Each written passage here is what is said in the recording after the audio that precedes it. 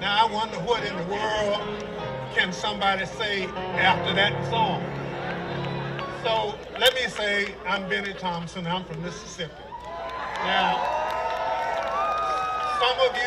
some of you saw what I've done over the last year and a half trying to keep this country together and make sure that bad people don't come and harm us. Because, you know, the devil is still busy out here. The devil wants to convince you that because my name was Donald John Trump, I'm your savior. That's the devil. But you didn't come to hear somebody tell you something you already know. Madam President, let me say I'm happy to be here. You know, what I've seen so far tells me that I'm in the right place. I never thought the alphas and the kappas and the omegas and the sigmas could get together on anything. And all of a sudden, here we are, joined together in honor of Dr. Martin Luther King Jr. and what he stood for.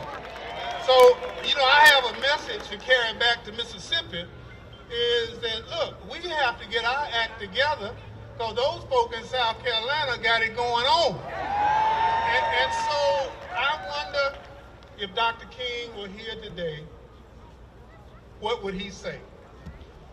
Would he say that all the marching, all the other things I endured was for naught, or are we on our way? Well, I'm happy to tell you that I've been talking to a lot of people since I've been here, and I understand, South Carolina, you on your way. Because let me tell you why. When injustice happens, you always in the way. You know, sometimes you get in the way because you don't like what's going on.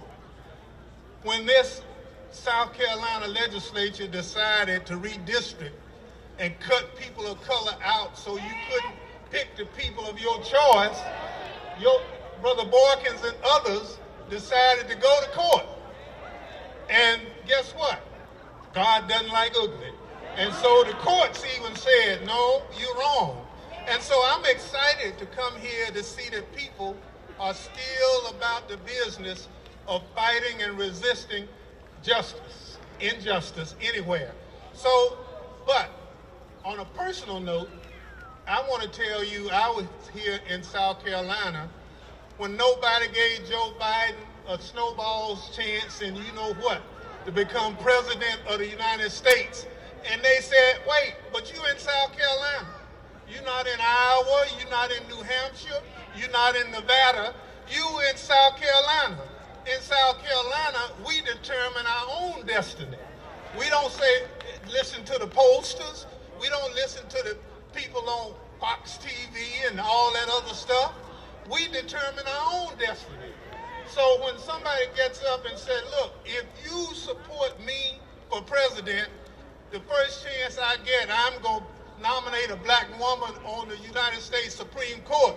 Now, what did South Carolina did? You supported that person in record numbers. So, you know, you've done the right thing. You got bragging rights. And that's why when that person got to be elected president and they decided now where should the first primary be for the next presidential election, somebody said, well, we got to go back to Iowa. We going to South Carolina, you know? Because, look, there's nothing like voting for somebody who remembers who voted for them. And so that's why we're not going to let people divide us from people we support. So I know you're going to stick tight. I want to come back when the primary is going on and hang out with Jim Clyburn and a whole bunch of other folk because it's good for South Carolina. When you do the right thing, you should get rewarded. And so you are being rewarded for that. Don't let nobody talk to you about history and tradition, because if that means, they say, well, you know, slavery started in the South. That doesn't mean we need to continue it. So just like when other things happen, you have to change. So I compliment you, South Carolina, for sticking to it, doing the right thing, not listening to the posters about all that other crazy stuff. and you did the right thing. So, as a son of the South, all of us are the sum total of our experiences. And some people say, why you act like that? What you mean? So, well, we trying to get along with everybody, and y'all come along. You people. They. And you say, well, you mean because we want our own privileges, something's wrong with us? Yeah, because we trying to get along, and you trying to divide us. You belong to those organizations that talks about equity, equality, and those things. Well, isn't that what the framers of the Constitution said? That in America, we're all one, and shouldn't we be following that? Say, yeah, but that's going to divide us. Oh, let me say, you wrong, but you want me to be right over here. No. One thing about that second-class education they gave us, if they put it in our head, they can't take it from us. And so that second-class education has decided that you know what's best for yourself.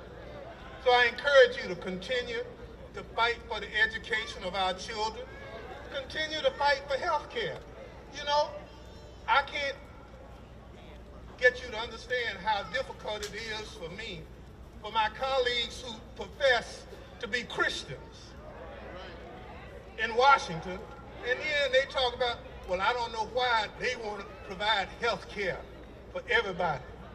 But when I look in my Bible, it tells me that I ought to be helping the elderly, the sick, and the infirm. But then they start to say, well, but it's going to cost a lot. Wait now. Every time we start talking about in Washington helping people, they talk about how much it costs, balancing the budget. The last 4 years of Donald Trump, you never heard balancing the budget.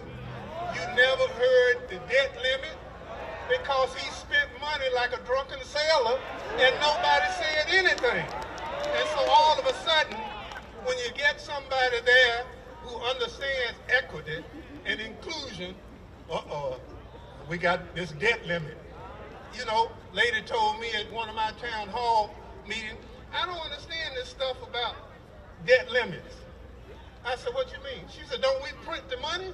And I said, well, you know, you got a point there. But the more important is every time you talk about helping the least of these, people start talking about the debt limit and how much it costs. We don't talk about the millionaire farmers who get money not to plant a crop, or get money guaranteeing the price for the commodities they raise. But all we're trying to do is just make life better for our people. And that's what Martin talked about. You know, when he first came here, they said, he's talking heresy. He's talking about us fighting for our rights. And you know some churches right here in this community, when Martin first came, preachers, they wouldn't open the doors for him. Said, cause when he leaves, we got to live with these folk. You know what I'm saying? But now everybody loves Martin. You know, even the rascals love Martin. And so what we have to do is to make sure that people understand the importance of what Martin stood for. And so that's why when I chaired the January 6th committee, it was easy for a son of somebody's whose mama taught his daddy how to write his name.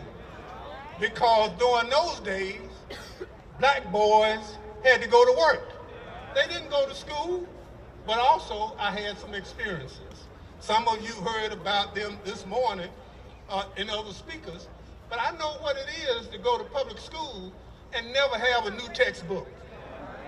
There were always names in the book of children that I didn't know. You know, the Weissingers, the Geiserbrechts, and all that. They didn't stay across the track. You know, it was the Smiths, the Joneses, the Johnsons, and the Thompsons. And then I finally found out that these were the books that were passed down from the white school to my school. And then I had to try to learn from those books. But worse than that, I was always one president behind in my history book. I was always one governor behind because I never had new textbooks. But you know, my teachers did a wonderful job. You know, they helped raise us in the community, and then they knew if they could get it in our head, they couldn't take it from us. And I thank my teachers for that. I thank them for that. I want you to never forget that. So for me to chair the committee that I think has been the most significant committee, and you know, I'm a double HBCU graduate. You know what I'm saying? I take second step to nobody because I love it. You know, I cherish it and I fight for it every day. But it was sitting in that seat. It showed me the awesome power of what people are all about in this country. But I also saw how bad people in good places can do wrong. And so, but for the importance of what you saw, the majority of the people who testified during our hearing, they were Republicans. You know, they said, look, we might differ on the party, but we don't differ on our love for this country. And what that fellow, and you know who that fellow is, what he stood for is not who we are as Americans. And because of that, we are here to testify. And everybody would always hear that little buzz in the background. Well, you know, it's just a partisan witch hunt. No, it's not. You can come and testify before our committee. We welcome you. But you're going to have to do it on the oath. You just can't come run that mouth and think you're going to go home. No, and if you come and we catch you lying, we're going to charge you with perjury. And so none of them came. We offered them, said, look, in America, we have our differences, but now when you take an oath, there's a difference. And so what you saw all that time was making a difference. But what a lot of people saw in this country was that a black person can run it, a black person can run it right, a black person can run it to make you proud that you're doing it just like you used to. But you know, the importance is, I learned Robert's Rules of Order in that segregated school. My English teachers taught me parliamentary procedure. You know, they don't even teach it now. But when we grew up, that was part of our education. And so they said, oh, you know, you saw this. I said, yeah, I think Miss Brown, I think Miss White, you know, I think Miss Payne. Because one thing about it, when Bennie didn't get his lesson, he got certain application then. And then when he got home, he really got the second application. And so it was in Bennie's best interest to get his lesson. And I thanked him for it. And so now we just have to talk to our young folk. But back then, we applied certain incentives for education. And it worked. So now, I love being in crowds like this because it's important for us to talk about going forward. Now, we are here on these hallowed grounds for the right purpose. Now, after tomorrow, are we going to still be pursuing the perfect union? And pursuing that means monitoring our legislature, publicizing the good, the bad, and the ugly that they do, and they do a lot. You know what I'm saying? In Missouri, they're now saying that women have to dress a certain way in the legislature. Now, I'm saying, why y'all picking on women?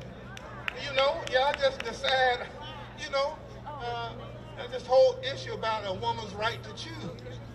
All these men gone crazy about what women do. I'm saying, let the women decide, men. Don't just go out here and do all this other stuff. So there are a lot of things that we can do if we participate. But in the spirit of Martin, we can't be a spectator. You know, you got to participate. And sometimes the politics is a contact sport. You got to, roll up your sleeves and say, look, I remember the last time you ran for office. You made all these promises about what you were going to do for the community. And now here you come back 4 years later talking about those same promises. Said, but I got you on video making those promises. And so you're going to have to do something better this time.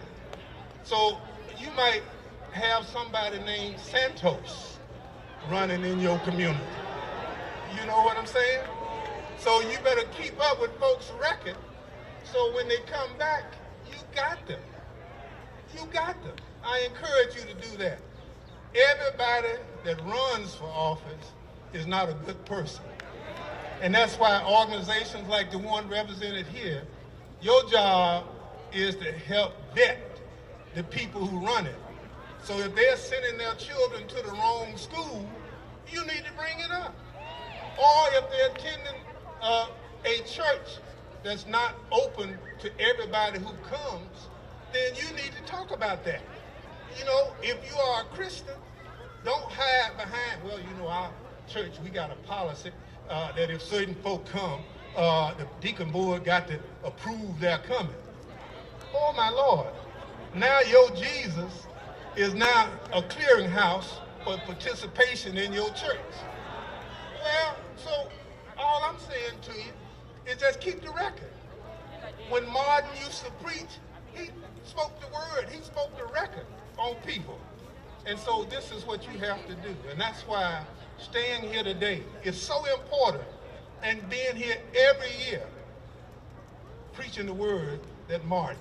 So if Martin was here today, he'd say, thank goodness for those folk in South Carolina. They haven't forgotten my dream. They're keeping that dream alive. Thank God for the work that they continue to do. But the work's not complete. And because it's not complete, we still have to leave here and go to work. Ministers, as soon as we finish praying, we need to get off our knees and work.